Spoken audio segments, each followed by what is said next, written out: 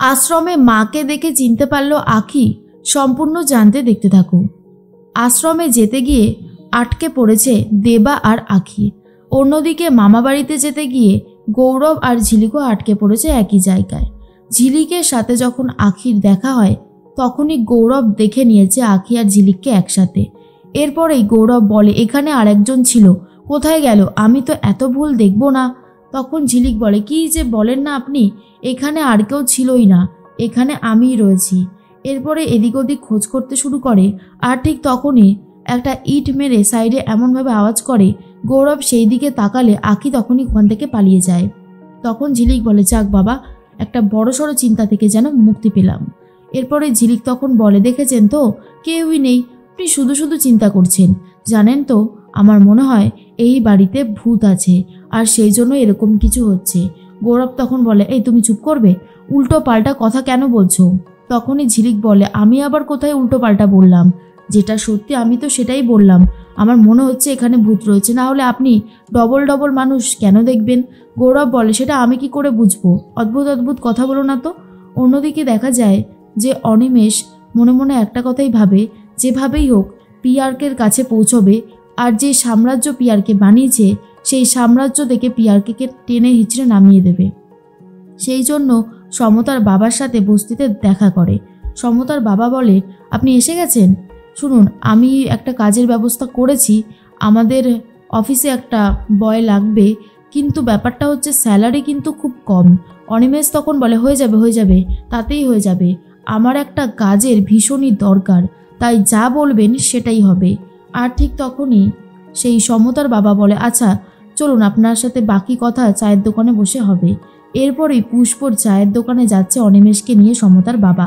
তখনই পুষ্প ভাবে, এতটা বিকেল হয়ে গেল, এখনও ফোন করছি, মেয়েটাকে ফোনই ধরছে না, কি জানি বারবার বলেছিলাম ফোনটা ধরতে। পুষ্প তো নিজের ফোন নিয়ে ব্যস্ত হয়ে যায়। আর তখন অনিমেষও আস্তে আস্তে পৌঁছে গেছে পুষ্পর দোকানে, কিন্তু পুষ্পর সাথে কোনোভাবেই অনিমেষের দেখাটা হয়নি। এর মধ্যেই অনিমেষ ভাবে, আমি আসছি পিয়ারকে, দেখো তোমার কি অবস্থা করি। এর মধ্যেই প্রিয়রঞ্জন কথা বলতে থাকে একজন গুন্ডার সাথে, আর বলে, একজনকে কাল ভোর পর্যন্ত আমি দেখতে চাই না, আজকে রাতেই শেষ করে দেবে, আর একজনকেও শেষ করে আমার সামনে নিয়ে আসবে, মনে থাকে যেন কথাটা। ঠিক তখনই চলে এসেছে কালীপদ আর বলে, কাকামণি স্যার, আমি আপনার আশীর্বাদ নিতে এসেছি।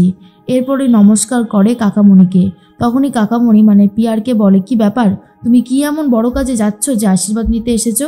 তখনই কালীপদ বলে, আমি আপনার নামে কেস করতে যাচ্ছি কোর্টে, তার জন্যই তো এই লড়াইটা কি আর কম বলুন? প্রিয়রঞ্জন বলে, উল্টো করে ঝুলিয়ে রাখলেও পকেট থেকে 1 টাকাও পড়বে না, আবার তুমি কোর্টে কেস করতে যাচ্ছ? তুমি জানো কোর্টে কেস করতে কত পয়সা লাগে? তখনই বারবার করে একটা কথাই কালীপদ বলে, আপনি আমাকে 1 কানাকড়িও দেননি, উল্টে আমার সম্পত্তি লিখিয়ে নিয়েছেন নিজের নামে। আঁখিকে বিয়ে করলে বলেছিলেন 2 লাখ টাকা দেবেন, তার মধ্যে 1 লাখ টাকাও দেননি, তাই আপনার নামে কেস তো করতেই হবে কাকামণি স্যার। এরপর কালীপদকে মারতে যাচ্ছিল প্রিয়রঞ্জন। ঠিক তখনই রাইমা এসে বলে, কাকামণি ওর গায়ে হাত দেবেন না। দাদা কি হয়েছে রে? কালীপদ বলে, দেখ না বোন, উনি আমাকে বলেছিল আঁখিকে বিয়ে করলে 2 লাখ টাকা আমাকে দেবে, উল্টে আমার থেকে সম্পত্তিও লিখিয়ে নিল, কিন্তু কানাকড়িও দিল না, এখন আবার আমাকে মারার হুমকি দিচ্ছে। রাইমা তখন বলে, তুই ঘরে যা, আমাদের ঘরে গিয়ে বস, আমি আসছি। এরপরেই কাকামণিকে বলে, দেখুন কাকামণি, আপনি যে টাকা পয়সা নিয়ে খুব সচেতন সেটা আমি জানি। আঁখি কে কাকামণি? আঁখির নামে এত টাকা কোথা থেকে আসে? আঁখি একটা সই করলেই কোটি কোটি টাকা ওঠে, কেন?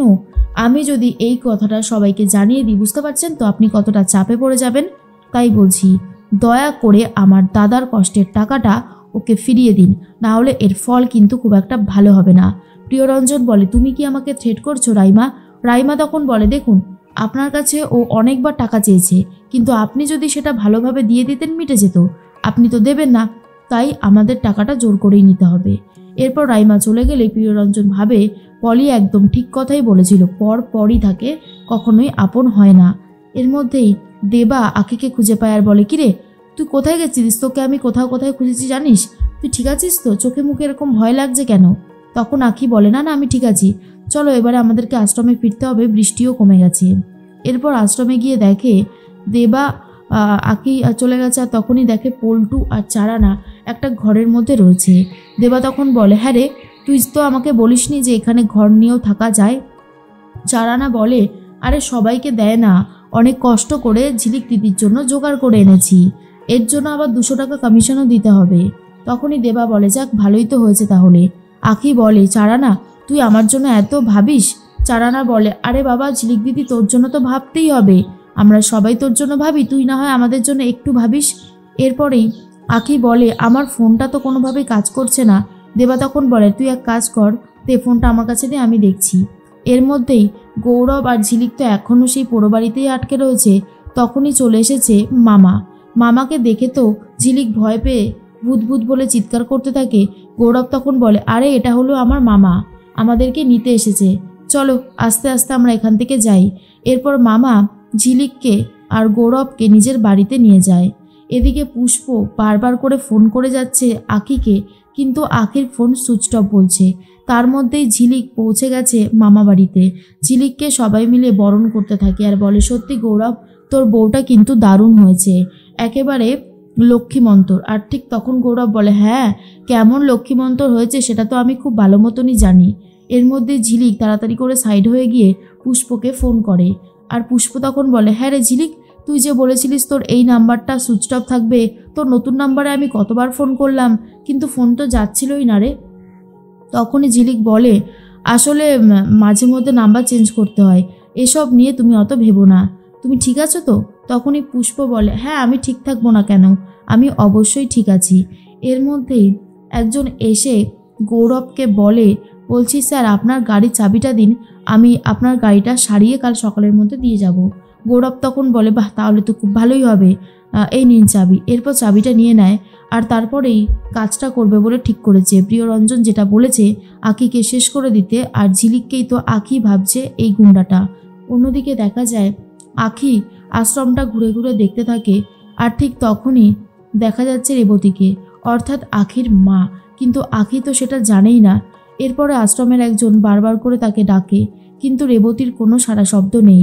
রেবতী চুপচাপ বসে আছে হুইল চেয়ারে। আখিকে দেখে অবাক হয়ে যায়।